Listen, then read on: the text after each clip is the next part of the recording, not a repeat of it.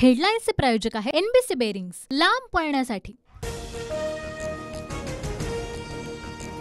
एकनाथ शिंदेंच्या शिवसेनेची पहिली यादी जाहीर। 8 पैकी 7 खासदारांना पुन्हा संधी।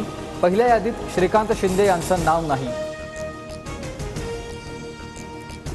मुंबई दक्षिण मध्यमधून राहुल शेवाळे, रामटेकमधून राजू पारवेंना लोकसभेचं तिकीट, तर कोल्हापुरातून संजय मंडलिक, हातकणंगलेतून धैर्यशील मानेंच्या नावावर शिक्कामोर्तब।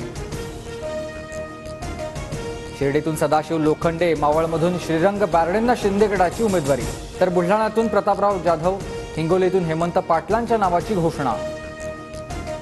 भाजपनं थोडी तरी मैत्री जपावी। हिंगोली, धाराशिव, संभाजीनगर, यवतमाळची जागा कशी मागता? हक्काच्या जागा मागितल्यानं शिवसैनिकांमध्ये चिड। अर्जुन खोतकरांची भाजपावर टीका। काँग्रेसला धक्का। रामटेकमधील रश्मी बर्वेंचा उमेदवारी अर्ज बाद। जात पडताळणी प्रमाणपत्र रद्द केल्यामुळे निर्णय। पती श्यामकुमार बर्वे आता अधिकृत उमेदवार, रश्मी बर्वेंची माहिती। सांगली, दक्षिण मध्य मुंबईवरून काँग्रेसची ठाकरेंवर नाराजी। चर्चा सुरू असताना उमेदवार जाहीर करायला नको होते। पवार आणि ठाकरेंसमोर काँग्रेसची उघड नाराजी व्यक्त। बस हुई महंगाई की मार, अब क्यों चाहिए मोदी सरकार? मवियाच्या बैठकीत प्रचाराची टॅगलाईन ठरली। संजय किती खोटं बोलणार? सहयोगी राहून तुम्ही पाठीत खंजीर खुपसला। प्रकाश आंबेडकरांचा ट्विट करत घणाघात। आघाडीच्या भ्रमात ठेवून जागा पडण्याचं कारस्थान रचल्याचाही आरोप। अजित पवार गटाच्या प्रफुल्ल पटेलांना सीबीआयकडून क्लीन चिट। 2017च्या भ्रष्टाचार प्रकरणाचा खटला सीबीआयकडून बंद। कथित 840 कोटींच्या घोटाळ्याचा होता आरोप। भाजपकडून रत्नागिरी सिंधुदुर्ग लोकसभेच्या उमेदवारीबाबत सस्पेन्स कायम। नारायण राणे फडणवीसांच्या भेटीला, तर शिवसेनेचे इच्छुक उमेदवार किरण सामंत तातडीनं मुंबईला रवाना। महायुतीच्या नेत्यांची भेट घेणार। नवनीत राणा आणि रवी राणांनी घेतली फडणवीसांची भेट। खराब वेळ सुरू असताना आम्ही भाजपसोबत होतो, मैदान सोडलं नाही। नवनीत राणांचा बच्चू कडूंवर निशाणा।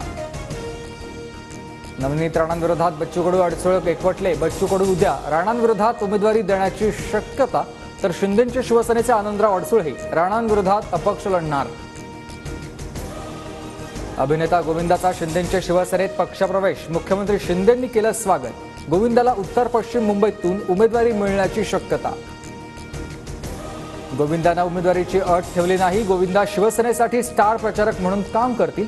पक्षप्रवेशावेळी मुख्यमंत्री शिंदेंकडून अभिनेता गोविंदाचं कौतुक।